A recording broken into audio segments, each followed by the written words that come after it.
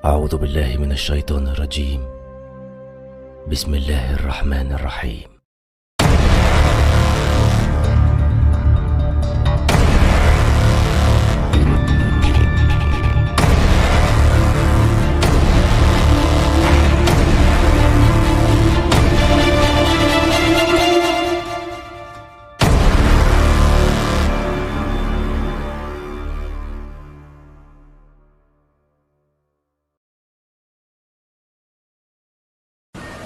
Pada minggu yang lalu sedikit saya akan ulas sebelum kemunculan Imam Mahdi.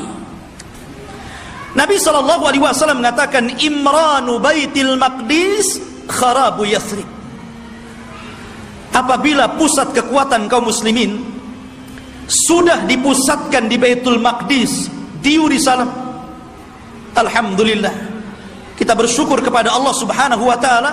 Allah telah menggagalkan keinginan barat untuk memindahkan Israel Raya di tengah-tengah kota Yerusalem. Ini sebuah nikmat. Tapi walaupun kemudian terjadi, maka itu adalah alamatul qiyamah. Itulah yang memang akan berlaku di akhir zaman. Berarti kalau ini berlaku, tanda-tanda itu semakin dekat dan dekat. Kata Nabi SAW, apabila seluruh kaum muslimin dari belahan dunia sudah mempusatkan kekuatan mereka di Yerusalem, tepatnya di Baitul Maqdis, kharabu Yathrib. Ketika itu kota Yathrib, kota Madinah dan Mekah akan ditinggalkan manusia. Padahal Mekah dan Madinah itu ketika itu dalam posisi sebaik-baiknya ekonomi, tapi akan ditinggalkan dan akan berhijrah ke Baitul Maqdis. Wa kharabu Yathrib khurujul malhamah. Dan ketika Yathrib roboh, Madinah roboh, kosong, tidak ada orang karena hijrah semua ke Syam, maka ketika itu muncullah malhamatul kubra, perang besar. Malhamah itu diambil dari kata-kata lahmun. Lahmun itu artinya daging. Kenapa kemudian peperangan disangkut pautkan dengan daging? Karena ketika itu peperangan, setelah orang melakukan peperangan dengan alat-alat canggih, maka alat-alat itu kemudian dimusnahkan, maka kembali peperangan menjadi peperangan kembali ke alat-alat tradisional. Boleh jadi mungkin diawali dengan perang nuklir dulu, karena masing-masing negara punya nuklir gitu kan. Masing-masing negara punya rudal, punya senjata hebat. Boleh jadi mukaddimah peperangan ini dilakukan dengan cara perang teknologi dulu. Setelah kemudian hancurnya negeri-negeri, senjata pun sudah tidak ada lagi, hanya bangkai-bangkai besi-besi tua. Disitulah kemudian peperangan akan kembali ke perang tradisional. Disinilah pembenaran sabda Nabi SAW, agar anda melatih diri dengan cara berkuda, dengan cara menombak, dengan cara memanah, dengan cara berpedang, karena perang akan kembali ke zaman itu. Ma'asyiral muslimin, kemudian wa khurujul malhamah. Apabila telah nampak malhamah, orang berperang dengan pedang sehingga daging tercabik-cabik dan melayang kemana-mana, darah muncrat kemana-mana, ketika terjadi malhamatul kubra, atau dalam bahasa barat Armageddon gitu kan, dalam masalah bahasa kita malhamatul kubra, maka ketika itu kaum muslimin menguasai Konstantiniyah. Apa Konstantiniyah? Konstantiniyah adalah Konstantinopel, akan dikuasai. Di mana Konstantinopel itu? Di Turki sana. Jadi kaum muslimin akan menguasai sampai ke sana. Wa fathul Konstantiniyah. Dan ketika Konstantiniyah dikuasai kaum muslimin, bangsa Rom sampai ke Italia, sampai ke ibu kota Italia. Kaum muslimin sampai ke sana, bergerak sampai ke arah Eropa sana. Maka disitulah kata Nabi SAW, wa fathul Konstantiniyah khurujud dajjal. Ketika kaum muslimin memenangkan perang besar, perang Konstantinia, maka ketika itu munculnya dajjal. Ma'asyiral muslimin rahimani wa rahimakumullah. Kita tahu bahwa pusat kekuatan kaum muslimin, saya katakan kelak akan berada di Palestina, tepatnya di Yerusalem, Baitul Maqdis. Semua kaum muslimin, tentara-tentaranya dari berbagai macam negara akan bergabung di situ. Maka disitulah ikhwatu fiddin, Barat ini punya kepentingan. Mereka hendak menghancurkan bangsa-bangsa yang menurut mereka itu sangat kuat dan tidak bisa dikalahkan oleh sendiri. Maka akhirnya mereka melakukan perdamaian bersama kaum muslimin untuk sama-sama menyerang bangsa-bangsa yang menurut orang-orang Romawi itu sangat berbahaya bagi mereka dan juga kaum muslimin. Maka berdamailah ketika itu kaum muslimin dengan orang-orang Barat, dan hari ini juga berdamai, ya kan? Kita tahu Liga Arab, mereka ada hubungan dengan Barat, entah secara ekonomi, politik atau yang lainnya. Itu namanya perdamaian juga. Tapi di akhir zaman, yang namanya perdamaian itu tentu setelah adanya peperangan. Kalau tidak ada peperangan, mau damai apa? Perang dulu baru damai, ya. Makanya Nabi SAW mengatakan, tastalihuna antum warum sulhan aminah. Kalian kaum muslimin di akhir zaman akan berdamai dengan orang-orang Nasrani, orang-orang Romawi. Dan ketika itu orang-orang Romawi aktsarun nas, orang yang paling banyak pasukannya. Mereka tuh banyak sekali. Cuman masalahnya, kalau memang orang-orang Nasrani itu mereka kuat, kenapa tidak langsung menyerang kaum muslimin? Karena kaum muslimin itu walaupun sedikit ditakuti oleh orang-orang kafir. Lihat di zaman Rasul, perang Badar, 300 melawan 1.300, menang. Lihat perang Mu'tah. Antum tahu perang Mu'tah? Perang Mu'tah itu perang di mana kaum muslimin berhasil memerangi orang-orang Romawi. Nabi menulis surat kepada Raja Romawi. Suratnya itu dirobek, utusannya dibunuh. Marah orang-orang Romawi ini, akhirnya menyiapkan pasukan bergerak untuk menyerang Nabi.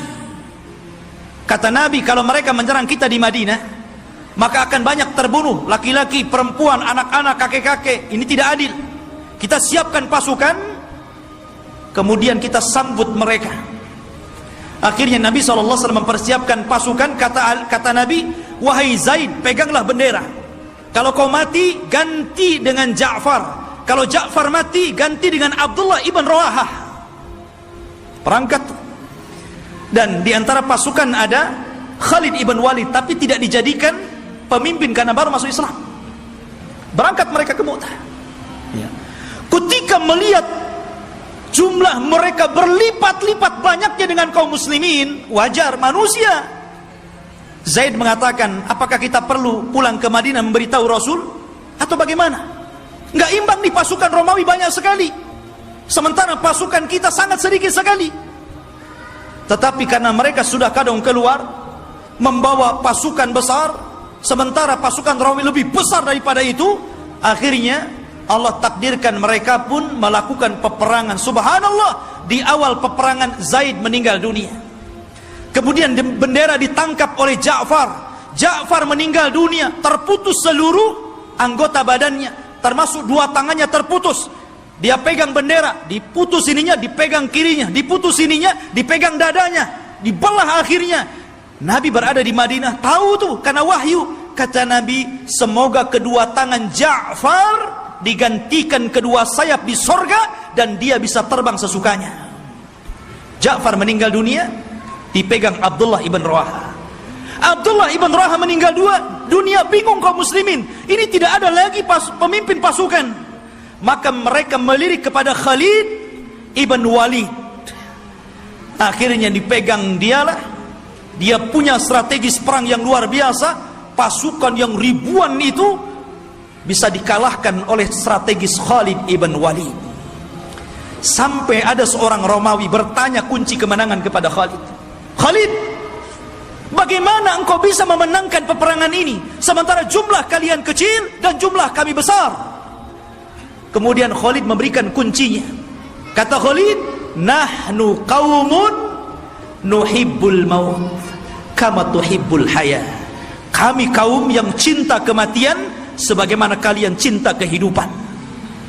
Berani mati, itulah kuncinya. Ya. Ma'asyiral muslimin rahimani wa rahimakumullah. Lah, perang ini akan berlaku kelak di akhir zaman. Tetapi orang-orang Islam akan bergabung dan melakukan perdamaian bersama orang-orang Romawi, kemudian akan menyerang sebagian. Ada yang memprediksi maksudnya yang diserang adalah negara-negara yang mereka berada di benua Asia. Ya, mungkin Cina, mungkin Korea, mungkin negara-negara, kita tidak tahu, Allahu a'lam. Karena Rasul tidak menyebutkan negara mana yang diserang. Rasul hanya mengatakan watagzuna aduwan miwaraihim.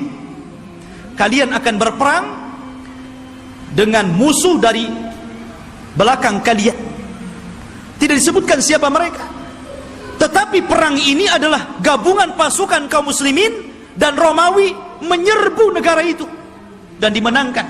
Ketika dimenangkan ini akhirnya saling mengklaim. Kata orang Nasrani, ini kemenangan kami. Kata orang Muslim, tidak, ini kemenangan kami. Sehingga muncullah satu orang Romawi, satu orang Salibi mengatakan, ghalabas salib, ghalabas salib, ghalabas salib. Sungguh kami salib yang menang, kami salib yang menang, kami salib yang menang. Datanglah seorang Muslim mengatakan, balillah ghalab, bahkan Allah yang memenangkan perang ini. Akhirnya saling berdebat, terjadilah perkelahian. Maka sang salib, orang Nasrani, dibunuh kaum muslimin. Dari sinilah orang-orang Romawi berkhianat. Berkhianat.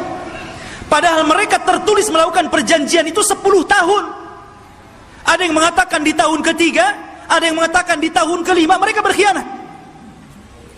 Atas pengkhianatan inilah, maka kemudian mereka hendak menyerang kaum muslimin, menyiapkan pasukan besar. Dan kaum muslimin butuh pemimpin untuk melawan Romawi. Dari sinilah apa yang kita bahas malam ini, khurujul Mahdi, muncul Imam Mahdi untuk melawan orang-orang Romawi. Ma'asyiral muslimin rahimani wa rahimakumullah. Kalau kita cerita Al-Mahdi Al-Muntadhar, Imam Mahdi yang kita tunggu-tunggu kemunculannya, Nabi SAW menyebutkan sifat-sifatnya. Kenapa Nabi SAW menyebutkan sifat-sifatnya? Agar supaya tidak ada orang yang mengaku sebagai Imam Mahdi, karena disebutkan sifat-sifatnya. Anda tidak bisa tahu-tahu saya Imam Mahdi. Kayak di Indonesia ini ada satu orang, satu waktu dia ngaku Imam Mahdi, satu waktu ngaku Nabi, satu waktu ngaku Nabi Isa. Oh, hebat. Dan itu hanya ada di Indonesia. Ya. Siapa dia? Lia Aiden. Antum pernah kenal kasusnya Lia Aiden? Sampai di penjara. Rupanya anaknya juga ngaku Nabi. Lihat ma'asyiral muslimin. Dan itu hanya ada di Indonesia. Ya. Belum lagi di Jawa Barat. Ada orang namanya Cecep. Orang Jawa Barat kan Cecep tuh namanya. Aja Cecep. Ya. Ngaku Nabi juga, Nabi Cecep namanya. Nabi Cecep, subhanallah. Ya. Kemudian belakangan ada namanya Ahmad Musaddeh. Sampai gempar. Ya. Banyak di negeri kita ini ngaku Nabi. Ya. Kalau di Batam saya belum dengar. Di Batam ini ada yang ngaku orang bisa melihat Allah aja itu. Tapi bayar 500 katanya. Ya. Jadi intinya bahwa Imam Mahdi ini dijelaskan sifatnya, dijelaskan tanda-tanda kemunculannya, dan dia disabdakan Nabi SAW, laulam yabqa minad dunya illa yaumun, kalaulah usia dunia ini hanya tinggal 1 hari saja, la tawwalallahu dzalikal yaum, pasti Allah akan lamakan hari itu selama-lamanya, hatta yab'atsa rajulan min ahli baiti, sampai Allah akan utus seorang laki-laki dan dia keturunanku, yuwatiu ismahu bi ismi wa isma abihi bismi abi, di mana nama dia sama dengan namaku Muhammad, bukan Lia. Bapaknya Abdullah, bukan Aiden. Jadi Muhammad bin Abdillah Al-Hasani, keturunan Hasan, Al-Alawi, keturunan Ali. Artinya dia keturunan cucu Rasul, Hasan bin Ali. Dan ini Imam Mahdi ahli sunnah. Berbeda dengan Imam Mahdi Syiah. Mereka menganggap Imam Mahdi Syiah itu keturunan Husain. Namanya Muhammad juga, tetapi Muhammad Hasan Al-Ashkari namanya. Katanya waktu kecil disembunyikan di satu tempat di gua di daratan Irak, namanya Sirdab. Jadi ada satu gua Sirdab, di situ ada lubang kecil, kemudian orang ngeker ke dalam gitu kan, dan mengetuk-ngetuk pintunya, ukhruj ya Mahdi, ukhruj ya Mahdi. Itulah orang Syiah. Setiap hari ada yang menggedor-gedor pintu, keluar wahai Mahdi, keluar wahai Mahdi. Yang enggak keluar enggak ada Mahdinya. Ya. Ma'asyiral muslimin rahimani wa rahimakumullah. Maka Al-Mahdi itu keturunan Hasan. Maka yang disebutkan oleh banyak para ulama, salah satunya Syekhul Islam Ibn Taimiyah, kemudian juga muridnya Al-Imam Ibnul Qayyim rahimahullahu taala, ketika menjelaskan tentang kenapa Imam Mahdi keturunan Hasan, karena Allah memuliakan Hasan ketika dia menyerahkan kekuasaan kepada Muawiyah untuk menjaga darah kaum muslimin, maka keturunannya Allah muliakan akan menjadi imam yang belum sempat dicicipi oleh nenek moyangnya Hasan bin Ali. Padahal Hasan bin Ali sudah jadi presiden di zaman itu, tapi cuma 6 bulan saja melihat ada gelagat pergerakan kaum muslimin pembela Ali akan perang lagi dengan Muawiyah. Dia tidak mau ada pertumpahan darah. Akhirnya dia ngalah. Dia yang menyerahkan kekuasaan kepada Muawiyah, engkau saja yang jadi raja, yang jadi rakyatnya. Akhirnya bersatulah kaum muslimin. Karena kerendah dirian Hasan inilah, maka Allah muliakan Hasan. Maka dari keturunan Hasan inilah lahir di akhir zaman Al-Mahdi Muhammad ibn Abdillah Al-Hasani Al-Alawi rahimahullahu ta'ala. Kok rahimahullah ta'ala belum muncul, afwan ya. Hafizahullah ta'ala.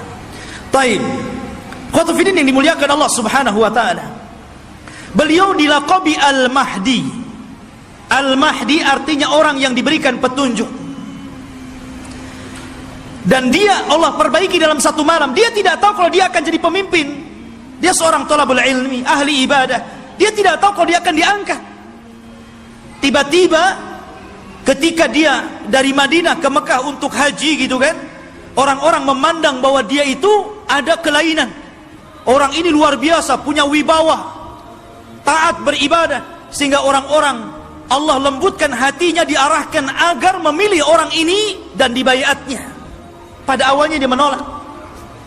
Dia menolak. Siapa saya? Saya bukan siapa-siapa. Kenapa Anda memilih saya untuk menjadi pemimpin kalian? Tapi kemudian dia pun istikharah di malam hari itulah Allah perbaiki dia dalam satu malam. Allah berikan ilmu, kecerdasan, kepemimpinan, subhanallah, sehingga dalam satu malam kun fayakun. Idza arada syai'an an yaqula lahu kun fayakun. Kalau Allah menghendaki sesuatu, tinggal katakan kun fayakun, jadi dia. Kemudian pembaiatan kepada Imam Mahdi inilah tersebar. Sampai akhirnya datang tentara dari Syam untuk membunuh Imam Mahdi yang ada di Mekah. Berangkat mereka pasukan itu. Tapi ketika mereka sampai di Baida antara Mekah dan Madinah, Allah kirimkan gempa yang sangat besar sehingga mewafatkan dan menghancurkan mereka. Kata Nabi SAW, sebelum datang tanda-tanda kiamat akan muncul, maka akan terjadi 3 gempa. Gempa dari arah timur, gempa dari arah barat, dan gempa di Jazirah Arab. Inilah gempa di masa Imam Mahdi, menghancurkan semua pasukan yang akan menyakiti Imam Mahdi. Sampai orang yang jalan pun ikut mati, orang yang mau dagang ikut mati. Sehingga Aisyah bertanya kepada Rasul, wahai Rasul, bagaimana orang yang ikut mati yang tidak bersalah dan hendak membunuh Imam Mahdi itu? Kata Nabi SAW, yub'atsu yaumal qiyamah ala niyatihim. Mereka akan dibangkitkan pada hari kiamat sesuai dengan niat mereka. Intinya ikhwatu fiddin, Imam Mahdi ini kemudian dibaiat di depan makam Ibrahim, di depan Ka'bah. Kemudian berangkat dari Mekah ke Madinah dan diikuti oleh pasukan yang sangat besar. Kemudian mereka hijrah ke Syam, bergabung dengan pasukan yang sudah siap tempur melawan orang-orang Romawi. Akhirnya ketika sampai di Syam, mereka membaiat Imam Mahdi, dan disitulah mulai peperangan besar. Perang besar Malhamatul Kubra. Ma'asyiral muslimin rahimani wa rahimakumullah. Dan kita tahu bahwa Imam Mahdi ini berkuasa atau diberikan kekuasaan oleh Allah Subhanahu wa taala tidak lama. Antara 7 sampai 8 tahun saja, ada yang mengatakan sampai 9 tahun. Dan dalam kekuasaan kaum muslimin, Imam Mahdi itu betul-betul membawa perdamaian, keadilan, kesuburan.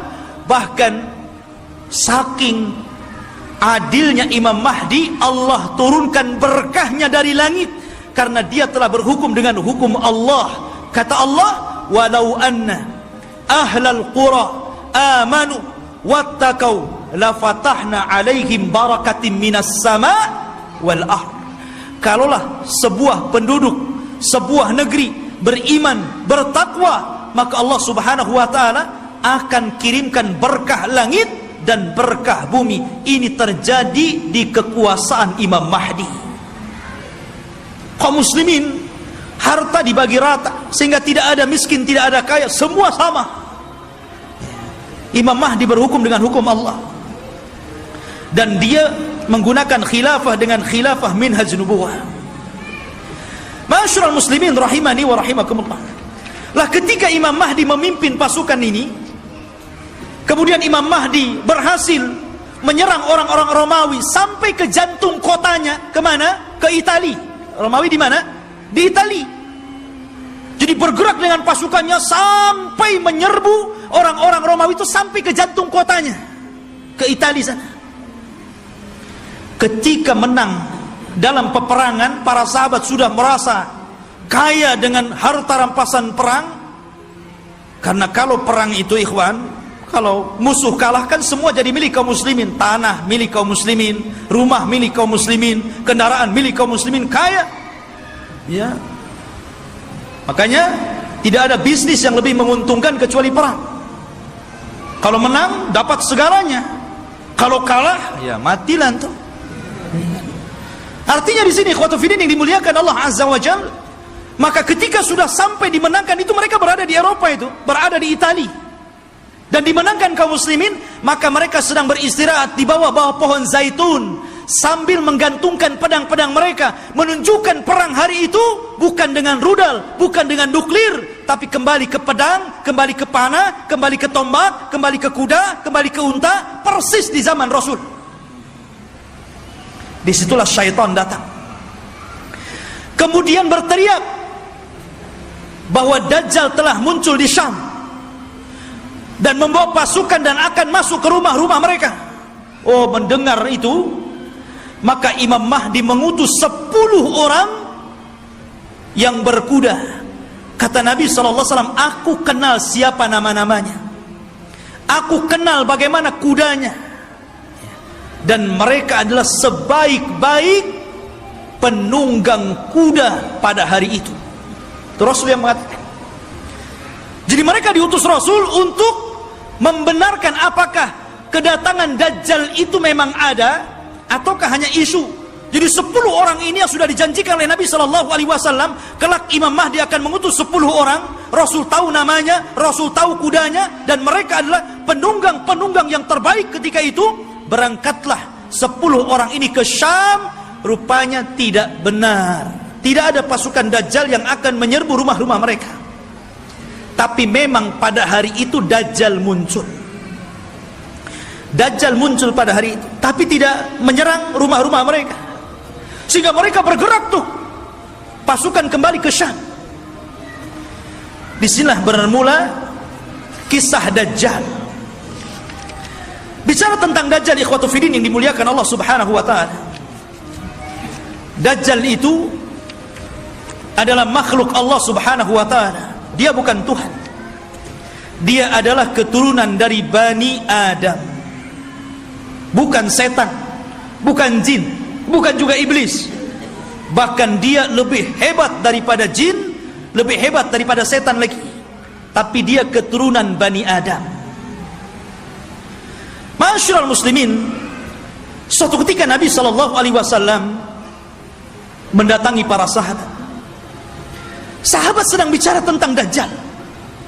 Saking banyaknya Rasul membicarakan tentang Dajjal di khutbah-khutbahnya, di majelis ta'limnya, di perang-perangnya, selalu cerita Dajjal, sehingga sahabat menyangka jangan-jangan Dajjal itu ada di kebun kurma Madinah. Ya. Maka Nabi SAW mendatangi mereka, dan sahabat mengatakan, "Ya Rasulullah, aktsartal hadis anhu fakhifna hatta dhananna anna ad-dajjal fi atrafin nakhli." Wahai Rasul, kau terlalu banyak menceritakan Dajjal, sehingga kami takut jangan-jangan Dajjal itu sudah ada di kebun kurma. Maka Nabi SAW mengatakan, bukan demikian. Jangan kalian mencelaku karena aku banyak bercerita tentang Dajjal. Karena ini fitnah lebih besar daripada harta, lebih besar daripada fitnah anak-anak, lebih besar daripada fitnah peperangan yang menghancurkan negara dan membunuh kaum muslimin. Lebih besar daripada fitnah-fitnah ini semuanya. Kata Nabi SAW, "Ghairu Dajjal akhwafuni alaikum." Tidak ada yang lebih aku takutkan kepada kalian kecuali fitnah Dajjal. In yakhruju fikum, kalau seandainya Dajjal itu muncul kepada kalian, wa ana hayyun, dan saya masih hidup, fa ana hajiju dunakum, saya yang akan melawannya, saya yang akan berperang dengan dia. Akan tetapi kata Rasul, iyakhruju fikum wa ana mayyitun, kalau Dajjal keluar kepada kalian dan saya sudah mati, fa kullu nafsin dha'iqatul maut, setiap jiwa pasti mati.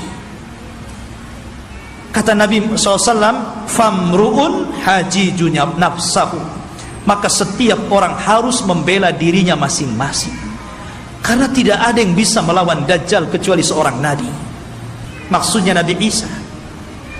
Makanya ketika Nabi SAW mendengar ada di Madinah seorang anak kecil yang Allah berikan keanehan dari ilmu-ilmu jin, namanya Saf, atau dikenal dengan Ibnu Soyyad, anaknya seorang Yahudi.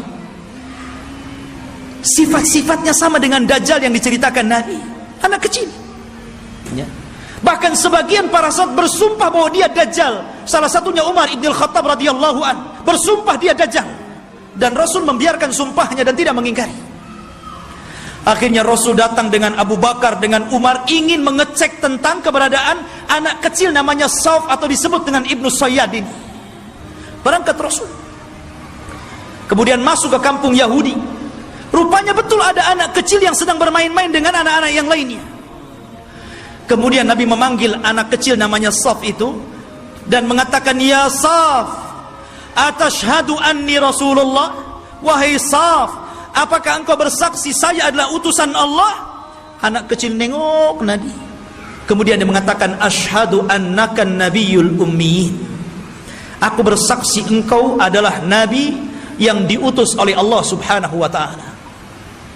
Tiba-tiba Saf berbalik tanya kepada Rasul, "Ya Muhammad, atashhadu anni Rasulullah?" Hei Muhammad, maukah kau bersaksi aku juga utusan Allah? Bayangkan, anak kecil ngomong di hadapan Rasul, mau enggak kau bersaksi saya juga utusan Allah sama dengan kamu? Kata Rasul, amantu billahi walir rasul, aku beriman kepada Allah dan kepada Rasulnya saja. Maka Nabi SAW makin yakin, karena Dajjal itu kemunculannya akan mengaku Nabi dan berakhir mengaku Tuhan ya. Maka kemudian kata Nabi SAW, "Ya Saf, inni khaba'tu laka khaba'an."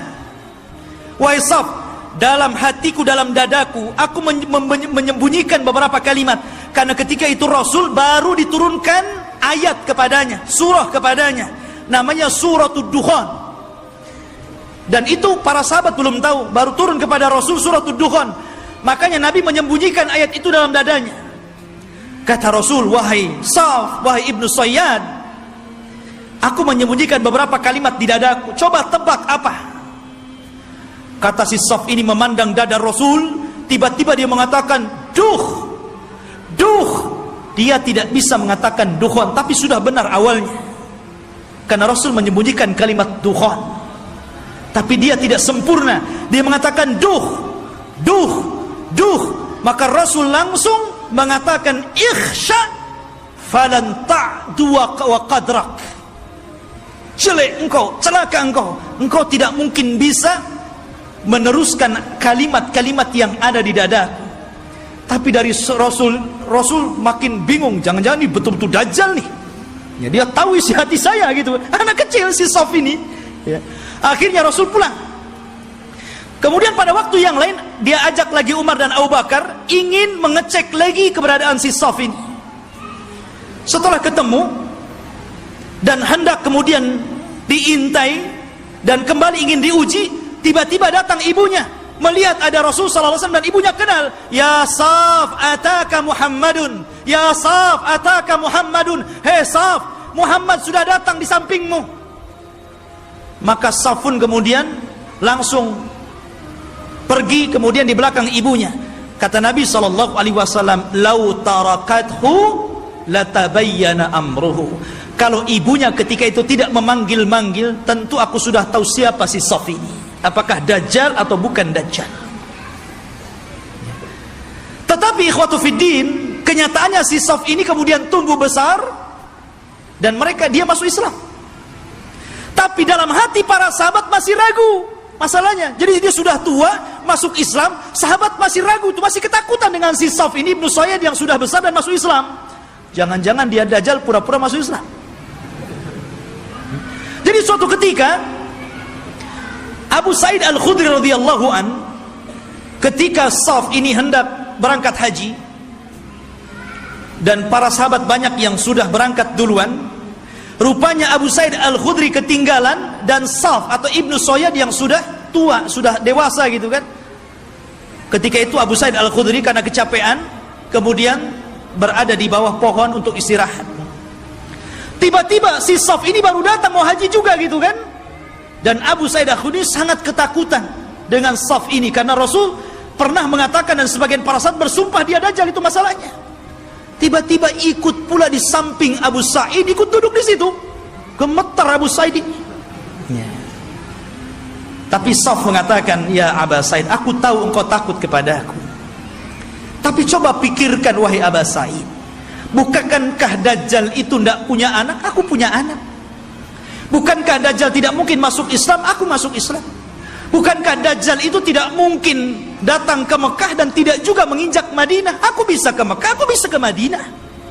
Kenapa kau ragu? Aku ini sedih, kenapa orang-orang menuduhku Dajjal?" Ya. Dari situ Abu Sa'id Al-Khudri agak tenang itu. Tetapi Abu Sa'id Al-Khudri menjadi ketakutan di endingnya ketika Ibnu Sayyad atau Saf mengatakan, "Tetapi ya Aba Sa'id, aku tahu di mana letaknya Dajjal." Ketika dia ngomong begini, langsung diambil barang-barangnya, kabur dia. Ya. Dia tahu di mana letaknya Dajjal. Ya. Awalnya dia sudah merendah tuh. Tahu-tahu endingnya yang nggak enak gitu kan. Tapi ya Aba Sa'id, ana azri aina maudhi'ad Dajjal. Saya tahu di mana Dajjal berada, katanya. Masya Allah. Makanya suatu ketika Abdullah bin Umar radhiyallahu an pernah membuat marah, dipukulnya Ibnu Sayyad sampai marah. Karena marah Ibnu Sayyad, Ibnu Umar ketakutan, akhirnya lari ke rumah Hafsah. Dia melapor gitu kan, "Ya Hafsah, saya tadi pukul Saf, Ibnu Sayyad dia marah." Kata Saf, saudaranya Hafsah ini, "Wahai Abdullah bin Umar, kau sudah tahu bagaimana sabda Rasul tentang kemunculan Dajjal. Dajjal tidak mungkin keluar kecuali karena kemarahan yang sangat besar. Hati-hati kamu." Ya. Dari situ ikhwatu fillah yang dimuliakan Allah Azza wa Jalla, sehingga para ulama ini mengatakan Saf ini dajjal atau bukan. Tetapi pendapat yang kuat, boleh juga dia dajjal, tapi dajjal min dajjajin, dajjal yang lainnya. Karena Rasul mengatakan di akhir zaman akan muncul dajjaluna kadzabuna salasuna kulluhum yadda'una annahum nabi. Akan muncul zamannya di mana dajjal para pendusta 30 orang akan mengaku dia nabi. Maka mungkin boleh jadi salah satunya adalah Ibnu Sayyad. Karena Ibnu Sayyad tidak dikisahkan meninggalnya, tiba-tiba dia hilang begitu saja. Masyarul muslimin, ataupun mungkin dia jasus, mata-matanya dajjal, kita tidak tahu. Tapi yang jelas dajjal itu sudah ada. Di zaman Nabi SAW sampai ada kisah yang luar biasa dari seorang sahabat namanya Tamim ibnu Aus Ad-Dari. Tamim ibnu Aus Ad-Dari ini masuk Islam belakangan, 2 tahun sebelum wafatnya Rasul. Di tahun ke-9 Hijriah dia baru masuk Islam. Dan dia seorang pelaut. Jadi suatu ketika Tamim Ad-Dari ini banyak berjasa juga dalam Islam, walaupun dia tidak lama berjumpa dengan Rasul, tapi dia orang yang menerangi masjidnya Rasul dengan pengalamannya, dan dia pula yang membuat mimbar Rasul. Ini Tamim ibnu Aus Ad-Dari ini. Ya.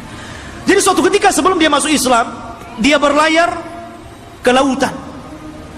Tidak tahu di laut mana, karena kemunculan Dajjal itu tidak jelas. Cuman Rasul mengatakan dari arah timur kota Madinah. Ketika Rasul, apakah di laut Syam? Tidak. Apakah di laut Yaman? Tidak. Lalu di mana? Dari timur Madinah. Dari timur Madinah, yang mungkin mengarah ke Irak, ke Iran begitu kan. Karena Dajjal juga akan muncul di situ. Jadi Tamim ibnu Aus Ad-Dari ini berlayar. Tiba-tiba diombang-ambingkan dengan 30 awaknya. Kemudian terdampar di satu tempat, semuanya hutan belantara. Ada yang mengatakan di laut Yaman. Jadi ketika dia merasa, ini saya sudah mati atau belum? Rupanya belum mati. Maka dengan pasukannya masuk ke dalam hutan. Di tengah hutan dia mendapatkan satu binatang, subhanallah, nggak tahu belakang, nggak tahu depan, karena buluan semuanya, berbulu dari atas ke bawah. Dan itu makhluk yang pertama kali dijumpai oleh Tamim Ad-Dari. Gimana nggak takut? Nggak pernah melihat makhluk seperti itu. Maka dengan ketakutannya dia mengatakan, siapa kamu? Ya, kata Tamim Ad-Dari, kaget loh, ini binatang tak bisa ngomong. Ya, dia mengatakan kami dari Arab. Terus balik nanya, siapa kamu? Ana jassasah. Jassasah itu artinya jasus, mata-mata. Maksudnya mata-matanya. Ya. Maka kemudian siapa jassasah? Jassasah tidak mengatakan. Jassasah hanya mengatakan, engkau sudah ditunggu orang. Dia sudah lama bertahun-tahun mencari kabar. Ternyata orang yang ditunggu sudah datang. Datanglah kau ke salah satu gubuk atau rumah besar yang ada di tengah hutan. Kau temui dia. Dia sudah lama menunggu kalian. Berangkatlah Tamim dan 30 awaknya ke tempat yang diisyaratkan makhluk tadi. Rupanya ada. Masuk ke dalam rumah, ada orang yang diborgol tangannya, diborgol kakinya, diborgol lehernya. Tiba-tiba mengatakan kepada orang ini, dari mana kalian? Maka Tamim dengan ketakutan mengatakan, nahnu minal Arab, kami dari Arab. Ha, kalian dari Arab? Taib, saya akan bertanya kepada kalian, bagaimana kondisi kebun kurma Baisan?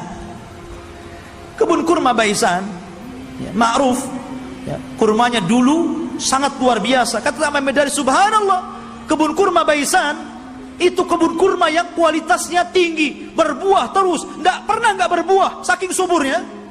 Maka Rasul mengatakan sebentar lagi tidak ada kurmanya. Kata para peneliti, hampir sudah 100 tahun yang silam dari sekarang ini sudah tidak berbuah lagi kurma-kurma yang ada di Baisan itu. Kemudian kata orang ini mengatakan, bagaimana kabar tentang telaga yang ada di Tobariyah, telaga Tobariyah. Dan telaga Tobariyah itu telaga yang dijadikan orang-orang Israel untuk diambil air minum bersih mereka. Apakah nyusut atau tidak? Kata dia, oh masih banyak airnya. Dan katanya hari ini, saya baca di Google itu, ya bisa percaya bisa tidak Google. Kalau ingin yakin, antum ke sana saja ke Israel. Ya. Katanya sudah surut hampir 30-40% airnya. Artinya apa yang dikatakan orang ini menjadi sebuah kenyataan. Kemudian kata orang ini mengatakan, bagaimana kabarnya Ainuz Zughar? Ainuz Zughar, mata air Zughar itu mata air bersih yang biasa diambil minum dan untuk perairan ladang, dan itu berdekatan dengan Bahrul Mayyit, ya, dengan laut mati. Laut mati yang dulu kaum Lut diadab, kemudian ditimpakan dan sekarang jadi laut mati. Lah, Ainuz Zughar itu ada di sekitar itu. Kata orang ini, apakah masih berair? Ya, masih berair. Para petani masih ngambil airnya, orang-orang masih minum di situ. Kata orang ini, sebentar lagi akan kering. Kemudian orang ini bertanya, apakah sudah tampak Nabi utusan Allah, Nabi Arab? Kata Tamim Ad-Dari, dia sudah sampai di Madinah, berhijrah dari Mekah. Apakah orang-orang membenarkan dan mendustakan? Iya, ada yang membenarkan, ada yang mendustakan. Kata Dajjal, sebaik-baik manusia adalah orang yang mengikuti dia. Dajjal saja nyuruh kita ikut Nabi, ya. Dia mengatakan apa? Sebaik-baik orang adalah ikut dia. Dajjal itu, ya.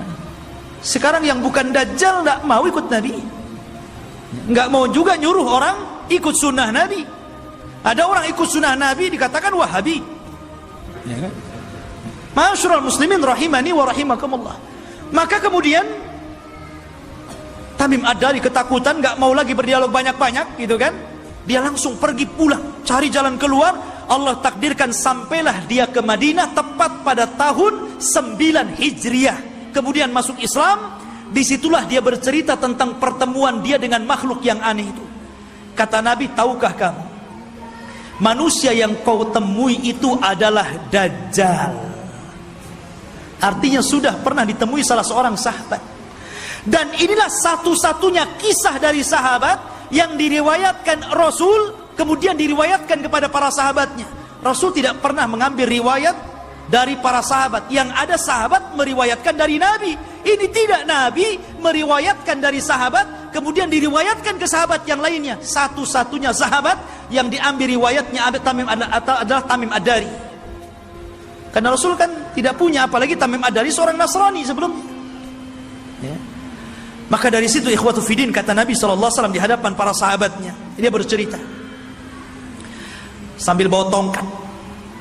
Maka Nabi SAW mengatakan, kelak Dajjal itu akan sampai ke sini. Maksudnya Madinah dan Mekah, tapi dia tidak akan bisa masuk. Dajjal itu hanya bisa yatarakab, hanya bisa mengintip di balik bukit Uhud. Karena seluruh kota Madinah dan Mekah akan dipagari malaikat, di tangannya pedang-pedang yang siap untuk membunuh Dajjal. Dajjal ketakutan. Dia hanya bisa melihat dari atas bukit Uhud. Dilihatnya Masjid Nabawi, tepatnya kuburan Nabi, bercahaya warna putih. Kemudian Dajjal mengatakan, hada qasrul abiyad, hada qasru Ahmad. Inilah istananya Muhammad, inilah istana putih. Dan subhanallah, apa yang dikatakan Dajjal menjadi sebuah kenyataan.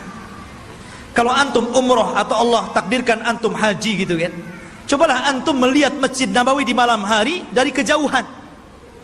Naiklah ke bukit Uhud, gitu kan, antum lihat Masjid Nabawi, tepatnya kuburan Rasul, maka akan dilihat ada cahaya putih. Dari tempat itu ada cahaya putih yang ke atas, membenarkan apa yang dikatakan Dajjal. Dan Dajjal tidak akan sanggup masuk ke kota ini, maksudnya kota Madinah, sambil memukul-mukul, hadhihi tayyibah, hadhihi tayyibah, hadhihi tayyibah, kata Rasul. Inilah negeri yang disucikan, inilah negeri yang disucikan, inilah negeri yang disucikan. Dajjal tidak mungkin masuk ke negeri ini, Mekah dan Madinah. Makanya di zaman itu salah satu tempat yang aman dari Dajjal, berangkatlah antum ke Mekah dan Madinah. Cuman sayang nggak ada pesawat. Antum kira-kira naik apa tuh dari Batam ke sana? Ya, nggak ada lagi pesawat terbang. Ya, mungkin belum sampai dah mati antum di jalan. Ya. Jadi khotbah ini yang dimuliakan Allah Azza wa Jalla, kata Nabi SAW, Ketika bicara Dajjal, beliau mengatakan,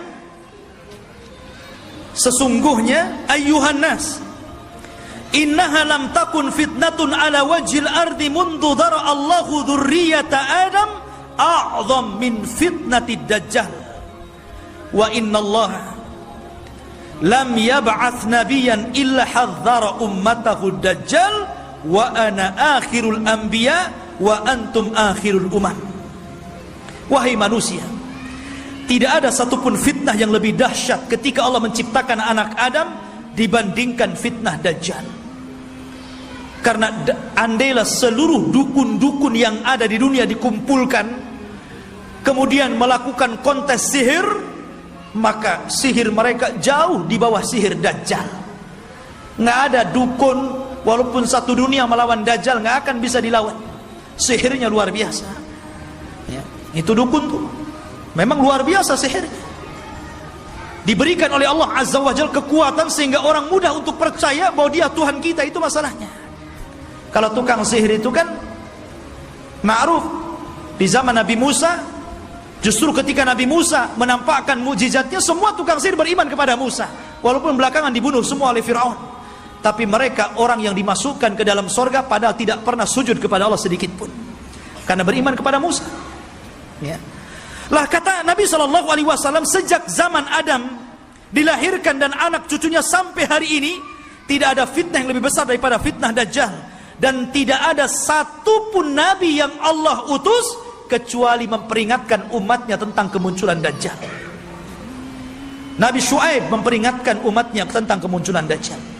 Nabi Saleh, Nabi Yakub, Nabi-Nabi yang lainnya, Nabi Ibrahim, Nabi Sulaiman, Nabi Daud, dan seluruh para Nabi, mereka mengingatkan tentang kemunculan Dajjal. Kalau seluruh para Nabi dan Rasul mengingatkan akan kemunculan Dajjal, termasuk juga Nabi kita Muhammad SAW, maka cukuplah ini bukti bahwa fitnah Dajjal itu sangat dahsyat, karena seluruh para Nabi memperingatkannya. Ini antum harus paham ya. Ma'asyiral muslimin, sedikit kita mengenal ciri-ciri Dajjal. Dajjal itu keriting rambutnya. Bukan berarti yang keriting dia Dajjal. Jadi dia memiliki rambut keriting yang dipintal. Makanya Dajjal itu kusut sekali mukanya. Ya kan? Jadi antum tahu orang-orang yang keriting, habis dikeriting dipintal lagi. Ya. Tetapi dia tidak hitam kulitnya. Biasanya kan yang kriwal, yang dipintal-pintal itu kan kebanggaan orang-orang yang berkulit hitam kan. Dajjal tidak, kulitnya putih. Ada yang mengatakan kemerah-merahan. Jadi memang dia putih, tapi kusut ya. Kemudian dia buta sebelah mata kanannya, dan ada daging tumbuh di matanya, menonjol seperti anggur keluar. Jadi ada daging tumbuh. Kemudian di dahinya tertulis kafir.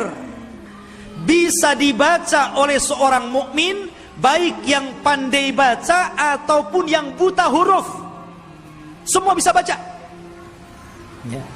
Artinya bahwa semua orang bisa baca dia kafir, tapi semua orang ikut Dajjal. Itu masalahnya.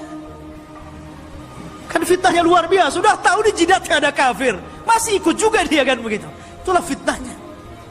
Karena dia bisa dibaca oleh siapapun. Yang pandai baca sama yang buta huruf bisa baca. Kemudian juga lehernya lebar, pendek besar, dan kakinya bengkok. Kakinya itu kayak busur panah. Jalannya jelek sekali. Dan dia matanya sebelah awar. Dari sini menunjukkan kalau orang itu waras, beriman, imannya kuat, otaknya dipakai, tentu orang itu tidak mungkin mengakui orang seperti ini Tuhan, karena banyak cacatnya. Ya kan jelek itu orangnya, kok jadi Tuhan pula ya, dan mengaku ana rabbukum, saya Rabb kalian. Tapi masalahnya walaupun penampilannya seperti itu, tapi dia diberikan kekuatan oleh Allah yang Allah tidak berikan kepada yang lainnya. Makanya ketika Dajjal mengaku Tuhan, maka Allah langsung mengatakan innahu a'war fa innallaha laisa bi'a'war. Dajjal itu a'war, buta sebelah kanannya, dan Allah tidak buta dan tidak buta sebelah. Ya. Ma'asyiral muslimin rahimani wa rahimakumullah. Lah Dajjal ini ikhwatu fillah yang dimuliakan Allah Azza wa Jalla, dijelaskan juga di antara fitnah-fitnahnya secara umum, karena waktu juga yang terus berjalan. Di antara fitnah-fitnah Dajjal yang paling besar adalah mengaku nabi. Kemudian setelah itu mengaku Tuhan. Ini fitnah yang paling besar. Fir'aun ngaku Tuhan, gak punya kesaktian, makanya tidak banyak orang yang ikut Fir'aun itu karena takut saja nggak mengakui Fir'aun itu Tuhan, kan gitu. Begitu juga Namrud atau raja-raja zalim yang lainnya. Tapi Dajjal ini bukan karena takut, karena takjub dengan kehebatannya. Makanya orang banyak yang ikut Dajjal. Anda bisa bayangkan, Dajjal ini datang ke negeri yang rusak. Anggaplah kayak Suriah gitu kan, udah roboh, sudah nggak bisa lagi dibangun, nggak mungkin lagi mau berapa ratus tahun lagi membangun kota ini. Dajjal itu datang ke kota yang roboh itu. Kemudian Dajjal mengatakan, keluarlah wahai bumi pembendaharaan kalian. Tiba-tiba kota itu kembali cantik, ya kan? Kembali subur, kembali mewah, kembali megah. Kambing-kambingnya penuh dengan susu, unta-untanya gemuk-gemuk. Subhanallah, Anda bisa bayangkan itu? Ya. Siapa yang lebih hebat sihirnya dari tukang-tukang sihir dibandingkan Dajjal? Dan sebaliknya, kalau ada kota bagus, subur, banyak ternaknya, kemudian Dajjal lewat, kemudian tidak beriman kepada Dajjal, langsung ambruk, langsung gersang, langsung pada mati, gitu kan? Subhanallah. Ya. Seperti ini fitnahnya. Bahkan suatu ketika Dajjal ini mendatangi sebuah perkampungan, kemudian mengatakan, bagaimana kalau kuhidupkan keluarga kalian? Apakah ibu kalian, apakah anak yang kalian cintai, atau siapalah terserah di antara keluarga kalian, siapa yang mau kuhidupkan, kuhidupkan. Tapi syaratnya setelah itu beriman bahwa aku Tuhan kalian. Wah, orang kampung keluar semua tuh. Maka yang ingin ibunya dihidupkan, kata Dajjal, ditunjuk kuburan ibunya itu. Maka setan datang, fatamatsala lahu kemudian berubah menjadi seolah-olah ibunya, seolah-olah anaknya, seolah-olah suaminya, seolah-olah bapaknya, seolah-olah kerabat-kerabatnya. Akhirnya mereka pun berkumpul, kemudian memeluk suaminya, istrinya, ibunya, macam-macam, dan mengatakan kepada keluarganya, ikutilah orang itu karena dia adalah Tuhan. Nah, lihat. Seperti itu, nggak ada tukang sihir yang bisa kayak gini, kecuali Dajjal. Ya. Sampai suatu ketika dia hendak mendatangi Mekah dan Madinah, Dajjal memukulkan kakinya beberapa kali, pukulan terjadi gempa. Akhirnya seluruh orang kafir dan munafik yang ada dalam Madinah keluar semuanya. Ketika itu ada anak muda yang kuat imannya menantang Dajjal. Dia cari Dajjal di kerumunan pasukannya yang diikuti 70 orang-orang Asfahan, Yahudi Asfahan. Dan mereka menggunakan selendang-selendang yang hari ini orang-orang Yahudi memakainya, toyalis. Selendang yang dipakai di bahu-bahu mereka itu, toyalis namanya. Ya. Lah kemudian anak muda ini ditangkap oleh tentara Dajjal. Kemudian ditanya, mau kemana mau kamu? Saya mau ketemu rajamu Dajjal. Di mana dia? Akhirnya dihadapkan. Kemudian Dajjal memerintahkan pasukannya untuk memukuli. Habis dipukuli dihadapkan kepada Dajjal. Kemudian Dajjal memerintahkan algojonya untuk menggergaji. Digergaji jadi dua tuh, dari atas kepala pertengahannya sampai ke muka, sampai ke belah jadi dua. Habis belah jadi dua, Dajjal berjalan di tengah-tengahnya. Kemudian mengatakan kepada pengikutnya, kalau aku hidupkan dia, makin yakin engkau dengan aku bahwa aku Tuhan kalian. Semua mengatakan, ya engkau Tuhan kami. Maka Dajjal mengatakan, kum. Akhirnya jadi satu lagi itu tubuhnya, ya, kayak punya ilmu rawa rontek, ya, jadi satu itu, ya. Kemudian setelah itu Dajjal sudah menghidupkan lagi, semua orang berteriak, antal ilah, engkau adalah Tuhan. Maka Dajjal mengatakan kepada anak muda ini, maukah engkau bersaksi bahwa saya adalah Tuhan kalian? Maka anak muda ini ternyata tidak mengatakan, saya semakin yakin anta Dajjalul kadzdzab. Saya semakin yakin engkau itu Dajjal, pendusta yang disabdakan Rasul sallallahu alaihi wasallam. Oh, marah Dajjal. Akhirnya Dajjal mengambil pisau dan hendak membunuhnya, tapi tidak bisa karena takut kelemahannya diketahui orang-orang. Akhirnya dia pegang tubuhnya dan dilemparkan ke dalam api. Tapi anak muda ini sempat berteriak, engkau tidak akan bisa membunuh kecuali diriku, yang lain tidak bisa. Ya, Ma'asyiral muslimin rahimani wa rahimakumullah. Dari sini menunjukkan bahwa luar biasa Dajjal ini.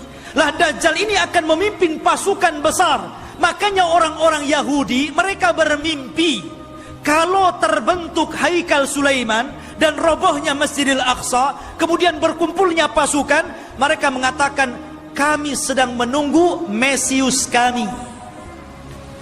Mesius itu bahasa mereka, bahasa kita Dajjal. Bahasa kita Dajjal. Makanya kalau kita melihat simbol Zionis itu kan gambar mata gitu. Walaupun Zionis itu sudah tidak asli lagi Yahudi, karena Zionis itu tidak berpegang dengan Taurat, tapi berpegang dengan Talmud. Talmud itu Taurat yang sudah dirubah-rubah, yang kemudian menjadi protokoler Yahudi, harus begini, harus begini, harus begini. Itu Talmud, bukan Taurat. Mereka mengklaim saja Taurat, lahirlah agama Zionis ini. Ya. Intinya bahwa kenapa orang-orang Yahudi bermimpi untuk merebut Yerusalem?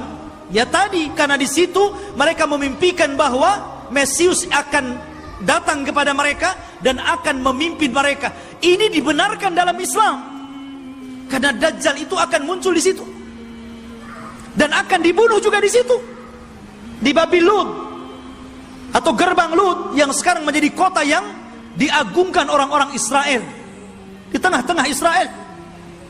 Babulut itu, dan Dajjal akan dibunuh di situ.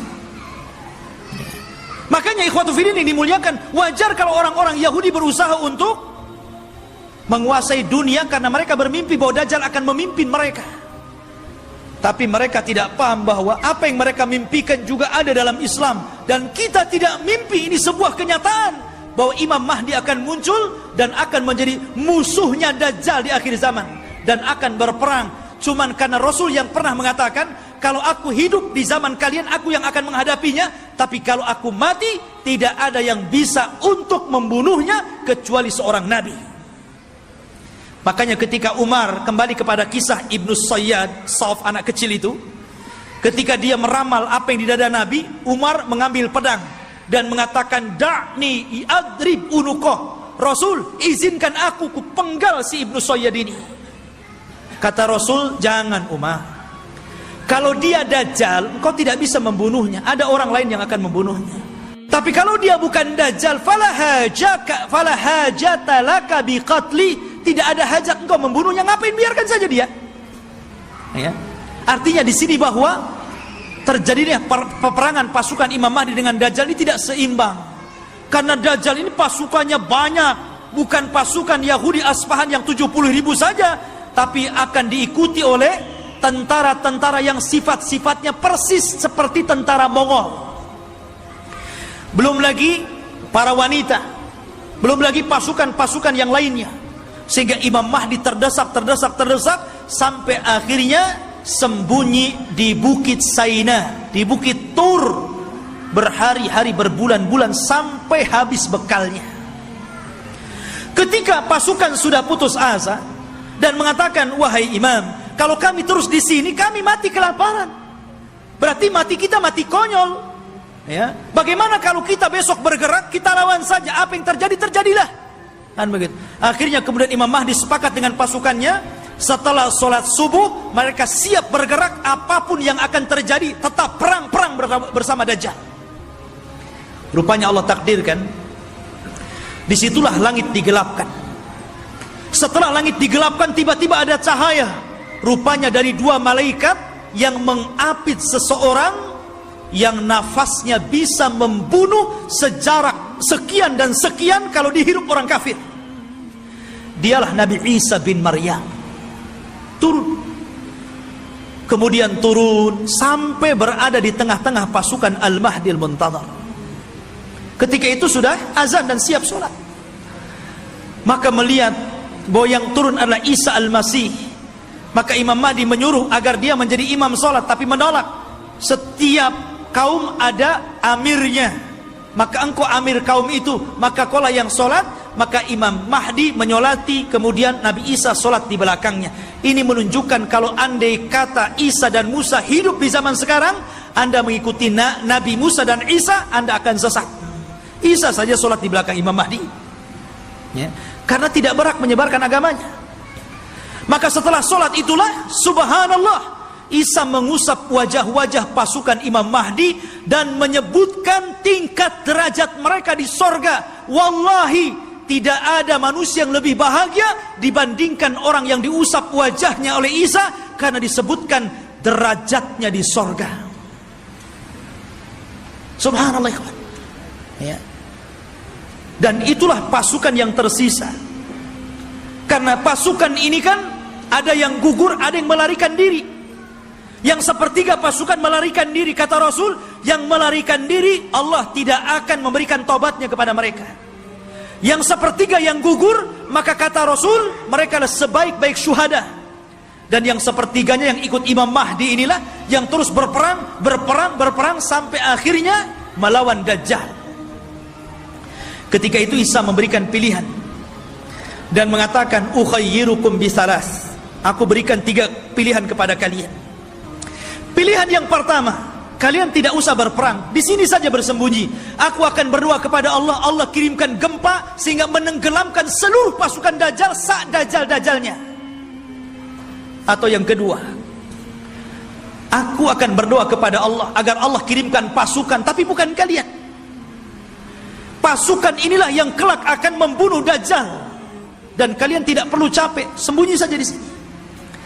Atau yang ketiga, besok kita berangkat, saya pimpin kalian, kita lawan Dajjal, dan aku akan berdoa kepada Allah, semoga tangan-tangan Yahudi dan seluruh pengikut Dajjal tidak sanggup mengangkat pedangnya sehingga engkau tinggal mudah menebas lehernya. Yang ketiga yang enak nampaknya, ya. Akhirnya mereka memilih yang ketiga itu, ya. Diambilnya yang ketiga. Maka setelah sholat subuh, diusap wajah, kemudian disebutkan tingkatannya di sorga, mereka pun turun pasukan dari Bukit Saina dipimpin Nabi Isa bin Maryam. Maka mereka tinggal tebas saja tuh pasukan Dajjal itu. Akhirnya karena terjadi kelemahan, seluruh pasukan Dajjal tunggang langgang, lari ke sana kemari, sembunyi di batu. Batu bisa bicara, hei muslim, Yahudi di belakang, bunuh dia. Senang, ada dia, bunuh, gitu ya. Masuk gua ngomong, masuk pohon ngomong. Tidak ada satupun makhluk kecuali dibuat bicara oleh Allah. Bagaimana Allah hinakan itu? Mereka nggak bisa sembunyi. Mau sembunyi di mana? Semua makhluk Allah bicara. Hei muslim, ini Yahudi, bunuh di sini. Ya. Akhirnya mereka lari ke sebuah pohon yang dijanjikan bahwa pohon itu bisa melindungi mereka. Kata Nabi SAW, kecuali satu pohon, mereka tidak akan bicara, mereka akan melindungi orang-orang Yahud, dan pohon itu disebut Gharqad namanya. Pohon Gharqad. Makanya sekarang karena hadis ini sudah bocor sampai ke Israel, maka orang Israel membuat perkebunan sehijau-hijaunya dengan pohon Gharqad. Tapi sayang kemarin kebakaran. Nanam lagi, ya. Mudah-mudahan kebakaran lagi, ya. Masyaallah muslimin. Tetapi dulu saya pernah mendengar ada orang cerita tentang beberapa tokoh-tokoh di Jawa Timur, kalau tidak salah, berkumpul mereka membicarakan tentang fatwa pohon Gharqad. Karena bentuk pohon Gharqad ini hampir mirip dengan cemara, ya. Sehingga kemudian sebagian mereka mengatakan bahwa jangan-jangan cemara itu adalah Gharqad. Sampai akhirnya ada yang memberikan ide, bagaimana kalau kita tebang semua pohon cemara itu, katanya, biar nggak ada orang Yahudi sembunyi di Indonesia, katanya.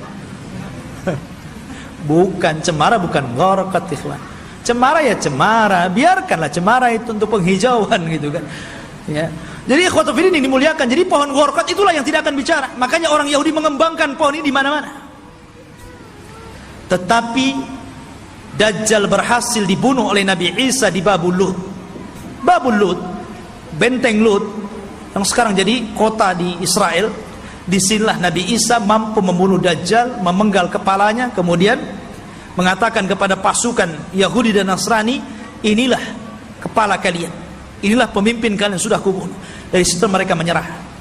Lah yang tersisa dari orang-orang ahli kitab, dari orang Yahudi dan Nasrani, akhirnya mereka beriman kepada Allah lewat perantara Isa, tapi bukan ikut agama Isa sebagaimana prasangka Nasrani. Mereka ikut agama Muhammad lewat perantara Isa, dan itu diisyaratkan dalam Al-Quran, wa im min ahlil kitab illa la yu'minanna bihi qabla mautihi. Dan sebagian ahli kitab kelak akan beriman kepada Allah dan agama Muhammad sebelum wafatnya Isa bin Maryam, karena Isa akan berkuasa selama 40 tahun. Rupanya fitnah tidak berhenti. Ya, nanti kita ceritakan fitnah yang lebih besar, yang lebih hebat lagi.